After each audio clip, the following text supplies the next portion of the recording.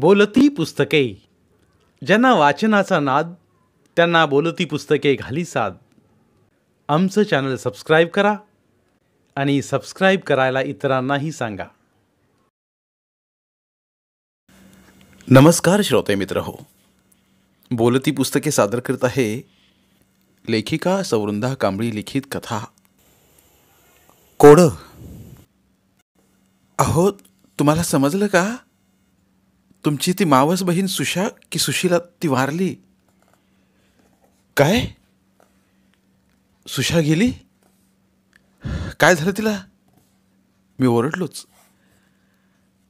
असे एक्साइट काय होत आहे? कधी कोणाच्या जाण्याची बातमी ऐकलीच नाही कधी का? कशानं गेली ग सुशा? काय ते, तिचं आता वय झालं होतं. अटॅक आला तिला झोपेतच.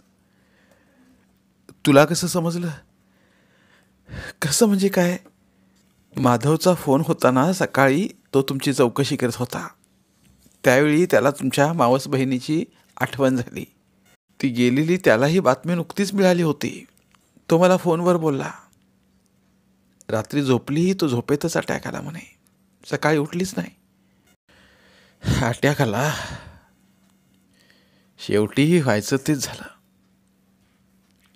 म्हणजे काय? कित्येक माणसं जातात अटॅकने. तुम्हाला काय स्वप्न पडलं होतं काय तिला अटॅकच येणार याचं? अगं तसं नव्हे. अटॅक येऊ नये म्हणून खूप जपत होती मुलं. पुढे मी हळूच स्वगत बोलल्यासारखे बोलले. पिंजऱ्यात ठेवली होती तिला. तिच्या कानावर माझं बोलणं पिंजऱ्यात नेमकं पडलं. काहीतरीच काय बरळता हो. पिंजऱ्यात ठेवतात का कधी माणसांना? मी नुसताच हसलो. जणू पिंजरा या शब्दावरून मी काहीतरी विनोद साधण्याचा प्रयत्न करीत होतो असं भासवलं तिला. पण खरंच सुशा माझी मावस बहीण पिंजऱ्यातच जगत होती. हा जगा वेगळा एक पिंजराच, बंदिस्त. बाहेरच्या जगाचा वाराही आत येऊ नये अशी कडक व्यवस्था केलेला एक मजबूत पिंजरा. तिला सुरक्षित ठेवतो आहोत असं भासवणारा पण तिचे माणूस पण हिरावून घेणारा पिंजरा. सगळ्या भावभावना, नातीगोती, माणुसकी, कोमलता, संवेदनशीलता सर्व सर्व काही गोठवून टाकणारा क्रूर पिंजरा. मला एके दिवशी अनपेक्षितपणे त्या पिंजऱ्याचा शोध लागला होता. मी स्तंभित झालो होतो ते सर्व सर्व पाहून. असंही एक जग असू शकतं तर? जगात अशा अनेक गोष्टी घडत असतात की ज्यांच्यावर आपला सामान्य पातळीवरूनच विश्वासच बसणार नाही. पण असं जगावेगळं किंवा सामान्य माणसांच्या वैचारिकतेच्या किंवा कल्पनाशक्तीच्या पलीकडचं काहीतरी वेगळं घडू शकतं जगात. अशा ठिकाणी आपण आपल्या मनात येणारे प्रश्न का, कसे, केव्हा इत्यादी असंख्य उभे राहणारे प्रश्न विचारायचे नसतात. किंबहुना आपली विचारशक्ती, आपली तार्किक बौद्धिक शक्ती सर्व बाजूला ठेवून आपल्या बधीर केलेल्या मनाने आणि बत्थड केलेल्या मेंदूने डोळे व कान बंद ठेवूनच वावरायचं असतं. त्यांच्या होला हो आणि नाला ना म्हणायचं असतं. मला एका बेसावध क्षणी अनपेक्षितरित्या त्या मायावी पिंजऱ्याचा शोध लागला होता. त्यानंतर उगाचच तो विषय मला अस्वस्थ करीत असे. ती बिचारी अस्वस्थता मी कधी कोणापाशी व्यक्तही केली नाही. त्या वर्षी सुट्टीत आम्ही म्हणजे माझी पत्नी आणि 2 मुलं असे चौघेही कोकणात माझ्या सासूरवाडला वरवडे गावात चांगले 8 दिवस राहिलो होतो. मुलं दावं नसल्या वासरांसारखी वारं पिऊन हुंदडत असायची. बाहेरच्याच घरात म्हटल्यावर हिचाही वेळ छान जात होता. मीच एकटा एकटा पडायचा. माझा मेहुणा त्याच्या आंब्याचे वगैरे व्यापार, शेती. बऱ्याच वेळेस माधवबरोबर बागेत जायचो. तेथील त्यांचे व्यवहार, त्यांची कामे हे सगळं समजून घ्यायचो. उगीचच मध्ये मध्ये लुडबुडही करायचो. त्या दिवशी माधवला रत्नागिरीपासून 20 किलोमीटरवर असलेल्या घोडगेवाडी गावात जायचं होतं. हिच्या लगेच लक्षात आलं ते. ती मला म्हणाली, अहो, ती घोडगेवाडीत तुमची मावस बहीण नाही का सुशीला? तिच्याकडे जातोय माधव. तुम्हीही जा माधवबरोबर भेटून या बहिणाबाईंना. मला ही कल्पना एकदम पटली. मी लगेच तयार झालो. माधवने फोन करून सुशिलाच्या मुलाला आम्ही दोघे येत असल्याचे कळवले. तुझ्या आईचा मावस भाऊ शशिकांत हा माझ्या बहिणीचा नवरा. आम्ही दोघे येत आहोत. आम्ही बरेच अंतर कापून गेलो. माधवचा हात सराईतपणे व्हीलवर फिरत होता. रस्त्यातल्या गावांची, इकडच्या शेती बागायतीची माहिती तो मला सांगत होता. मुंबईला कंपनीत इंजिनियर म्हणून काम करणाऱ्या मला हे कोकणातलं गावातलं वेगळं जीवन, विचार, कार्यपद्धती सगळं समजून घ्यायला इंटरेस्टिंग वाटत होतं. मी सोलं पाहिली होती, पण त्या आमसुलामुळं फळं अशी रसरशीत असतात, त्यात आंबट रस असतो, हे सगळं प्रत्यक्ष पाहताना मला खूप छान वाटलेलं होतं. करवंदीच्या जाळ्या हिरव्या काळ्या करवंदाने भरलेल्या पाहताना खूप मौज वाटलेली होती. इथल्या प्रत्येक फळांची झाडं, त्यांची फळं, त्यांचे विविध उपयोग सगळं जाणून घेण्यात खूप खूप मजा वाटत होती. गाडीने वेग घेतला होता. माधव आपल्या इथल्या विविध व्यवसायांबद्दलची माहिती मला देत होता. गप्पा रंगात आल्या होत्या. इतक्यात माधवचा फोन खणखणला. माधव मला म्हणाला, शशी, बघ रे फोन कोणाचा? मेसेज घेऊन ठेव, ड्रायव्हिंग करतोय असं सांग. मी फोन उचलला. हॅलो, मी माधवच्या बहिणीचा मिस्टर बोलतोय. माधव ड्रायव्हिंग करतोय. मेसेज काय असेल तर सांगा. कोण बोलताय आपण? अरे वा मामा, तू? घरी बोलूयाच, पण अगोदर मी काय सांगतोय ते ऐक. हा बोल. मी शक्य झालं तर कोणी बाईकवाला मिळाला जाणार तर नाक्यावर येतोच आहे, पण आपली रस्त्यात भेट झाली नाही तर गोंधळ व्हायला नको म्हणून अगोदरच सावध करतोय. हा सांग. मागल्या वर्षी माझा सक्का मामा वसंत मामा वारला हे माहीत असेलच. हो आहे ना, माहीत आहे. तर आमच्या आईला ते माहिती नाही. आम्ही सांगितलेलं नाही. तिची तब्येत बरी नसते ना, तिच्यावर परिणाम होईल म्हणून. बरं मग? तर आईने जर तुम्ही आल्यावर वसंत मामाची चौकशी केलीच तर मला हल्ली माहीत नाही पण बरा आहे वगैरे काहीतरी बोलून विषय वाढवून देऊ नका. या विषयावर सावध करावे म्हणून आधीच फोन केला. ठीक आहे, बरं झालं फोन केलास ते. मला हे माहीत नव्हतं. आता मी पूर्ण खबरदारी घेईन. काळजी करू नकोस. मी मोबाईल खाली ठेवला. मी पुरता गोंधळून गेलो होतो. ही काय आणि नवीनच भानगड? माधव, मी सुशिलाकडे जातो हे बरोबर की चूक मलाच समजत नाही. सुशिलाचा भाऊ मागच्या वर्षी वारला, तो म्हणे तिला माहीतच नाही आणि तिला सांगायचंही नाही. हे काय? असं असतं का कुठे? पण प्रत्यक्ष भेट होऊन बोलल्याशिवाय काय आहे प्रकार हे नीटसं समजणार नाही. प्रभाकरचा फोन आल्यापासून मी तसा गंभीरच होतो. उगीच जातोय मी असंही वाटत होतं. सुशिलाला मी कित्येक वर्षात भेटलो नव्हतो. आज असा अचानक जातोय. ती मला ओळखेल का? ती कशी असेल? जातोय हा असा अचानक हे योग्य की अयोग्य? तिच्या घरात कोणती समस्या असेल का? ते आपले स्वागत कसे करेल? मी अचानक गेलेलो घरातल्या इतर माणसांना कितपत आवडेल? अशा विचारांना मी परतून लावत होतो. मी काही मुद्दाम जात नाही. माधवचे आणि त्यांचे धंद्याचे संबंध. मी माधवबरोबर जातोय. इतर विचार बाजूला ठेवूया. तिला भेटून निघायचं तर आहेच. मी अशा विचारात गुंतलेलो असताना माधव मात्र त्याच्या धंद्याच्या बाबीवर अगदी तन्मयतेने बोलत होता. माझं त्याच्याकडे फारसं लक्ष नव्हतं. गावाकडे जाणारा कच्चा अरुंद रस्ता आता लागला होता. रस्ता खराब असल्याने गाडी अगदी संतपणे खड्डे चुकवीत जात होती. दोन्ही बाजूला दाट झाडी, त्यात वळणे.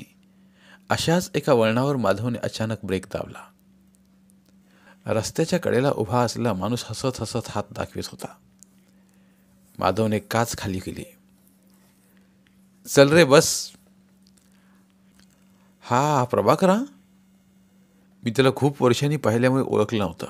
प्रभाकर झटकन गाडीत बसला. त्याच्याशी बोलता यावं म्हणून मी मागे बसलो. विषयाला कशी सुरुवात करावी हे समजत नव्हतं. शेवटी मीच सुरुवात केली. कशी आहे सुशा? तिला बरं नसतं का? होय हो, तिचं आता तसं वयही झालं आहे. 70 वर्ष होऊन गेलीत. तिला हार्ट ट्रबल आहे आणि तिचा एक मानसिक आजार आहे. तसा हा आजार दुर्मिळच असतो. तिनं कुणाच्या मृत्यूची बातमी ऐकली की तिला चक्कर येते. BP हाय तरी होता किंवा लो तरी होतं. त्यावेळी ती सिरियस होते. म्हणून आम्ही कोणाच्याच मृत्यूची बातमी तिला सांगत नाही. असं होय? डॉक्टर म्हणतात या स्टेजला एखादा मानसिक धक्का बसला तर काहीही होऊ शकतं. म्हणजे असं की heart attack, brain haemorrhage, paralysis काहीही. अरे मध्यंतरी ती खूपच सिरियस होती. सर्व जाग्यावरच. आता कसं आहे? इकडं गावातून असं काम करणारी माणसं मिळणं कठीण. मी आणि माझी बायको दोघांनीही तिची सगळी सेवा केली. म्हणजे शू साफ करणं, डायपर बदलणं वगैरे सर्व आम्ही करीत होतो. मी महिनाभर कुठे बाहेर पडू शकलो नाही. तिचे घाण झालेले कपडेही मी धुतले. तिची लघवीची पिशवी बदलणं वगैरे सर्व कामे केली. आता तिचे आजारपण म्हटलं ना तरी भीतीच वाटते. हो, बरोबर आहे तुझं. नाही काय आहे, तिला असं काही सांगितलं आणि तिच्यावर काही विपरीत परिणाम झाला तर तिचेही हाल आणि आमचीही फरफट. तिचे एवढे सगळे करायचे कुणी? मी कायमच्या घरात बांधून तर राहू शकत नाही. माझी धंद्याची नर्सरीची कामं तर मला बघायला हवीतच. म्हणून आम्ही तिघा भावंडांनी बसून निर्णय घेतला की तिला आता तिच्या शेवटच्या दिवसात काही वाईट बातमी सांगायची नाही. आईचे आयुष्य फार कष्टात आणि दुःखात गेलेत. आता हे शेवटचे जे काही दिवस राहिलेत ते आनंदाचे कसे जातील यासाठी आम्ही सर्वजण प्रयत्न करतो. आजची आमची जमीन, इस्टेट वगैरे तिच्याच कष्टाचे फळ आहे. तर तिला फक्त आनंदातच ठेवायचे असं आम्ही ठरवले. दोघी बहिणी असतात येऊन जाऊन इथेच, जवळच आहेत त्यांचीही घरं. बोलता बोलता गाडी घरासमोर येऊन कधी थांबली मला समजलंच नाही. आम्ही तिघेही घरात गेलो. प्रभाकरच्या बायकोने पाणी आणून ठेवले. बसा, पाणी घ्या. एवढंच बोलून हसून ती आत गेली. व्हीलचेअरवरून सुशीला बाहेर आली. तिच्यासाठी म्हणून खास बनवून घेतल्या आराम खुर्चीत रेलून बसली. मी दुर्गा मावशीचा मुलगा शशी. माझी मी ओळख करून देतोय तोच मला थांबवत हसत हसत म्हणाली, हो होय रे, माहीत आहे. तू येणार हे प्रभ्या बोलला होता मला. लहानपणी आपण एकदा सगळे एकत्र आलो होतो डोंगराला, आठवतं तुला? मी ना तुला सशा म्हणून चिडवलं की तू कसला चिडायचा. असं म्हणून अगदी मनापासून हसली मोठ्याने. तिच्या अंगावरच्या आणि चेहऱ्यावरच्या सुरकुत्या वय सांगत होत्या, पण डोळे तरतरीत होते. बोलणं खणखणीत, उच्चार स्पष्ट आणि स्मरणही चांगले होते. गुडघ्यांचे दुखणे सोडले तर ही बाई खूप आजारी आहे असं कोणीही म्हटलं नसतं. मी आल्याचा आनंद तिच्या चेहऱ्यावरून निथळत होता. माझ्या आईच्या व तिच्या आईच्या कितीतरी आठवणींना तिने उजाळा दिला. जवळच्याच गावामधून असल्या सुशीलाच्या मुलीही मला भेटायला आल्या होत्या. सुशाने वसंताचा विषय काढलास तर सावध उत्तर द्यायचे, तो बरा आहे असं मी सांगू शकलो नसतो. मग काय करायचं? मध्यंतरी खूप बरं नव्हतं असं कळलं होतं, पण हल्ली खूप दिवसात त्याची खुशाली समजलेलीच नाही. पण बरा असावा अशी काहीतरी सावध उत्तरे द्यायची. नरो वा कुंजरो अशी आपण भूमिका घ्यायची. तिच्या मुलांना तिच्याशी खोटं बोलायची आता सवय झाली होती की सवयी लावून घेतली होती. पण मी तेवढा निर्ढावला नव्हतो. त्यामुळे खोटं बोलणं हे मला तरी माझ्यावर एक संकटच वाटत होतं. पण सुशानेच माझी या संकटातून सुटका केली. तिने वसंताचा विषयच काढला नाही आणि मला सुटल्यासारखे वाटलं.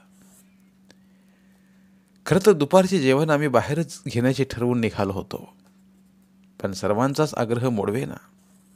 गप्पा गोष्टी, हास्य विनोद यात मस्त जेवणं झाली. जेवणाचा बेतही अस्सल कोकणी छान होता. फणसाची भाजी, आमरस, पुरी वगैरे जेवण छान होतं. सुशीला आमच्याच बाजूला जेवायला बसली होती.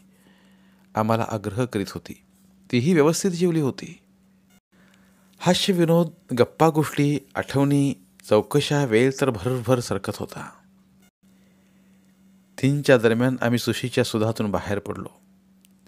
माधवला सॅम्पल म्हणून जी काही झाडं रोपं पाहिजे होती ती गाडीच्या डिकीत व मागच्या सीटवर पायाकडे ठेवली. आमची गाडी आता वरवड्याच्या दिशेने सुसाट निघाली होती.